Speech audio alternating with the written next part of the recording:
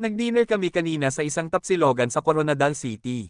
Habang kumakain kami, napansin namin ang isang aso na nakatambay sa labas ng pinto, tila naghihintay ng mga tira-tirang pagkain mula sa mga customer. Ayon sa mga staff, mahigit isang oras na siyang naroon dahil halos walang natirang pagkain sa mga plato ng mga tao. Naawa kami sa kanya kaya nagdesisyon kaming i-orderin siya ng pagkain kasama na ang extra rice. Gabi-gabi raw siyang pumupunta doon, kaya naisip namin kung may iba pa kayang nagbibigay ng extra meal para sa kanya. Paano kaya ang mga araw na sarado ang tapsilogan?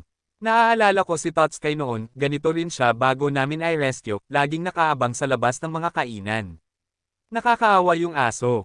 Kung sakali lang sana na may mabuting loob na mag-a-adopt sa kanya, handa naming i-rescue siya at ibiyahe patungo sa ligtas na lugar.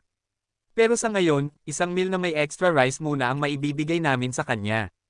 Bahala na ang Diyos na gabayan siya sa mga susunod na araw, na sana'y hindi siya magutom, hindi mabasa ng ulan, at manatiling ligtas sa mga lansangan. Sana'y may magandang puso na tumulong sa kanya balang araw.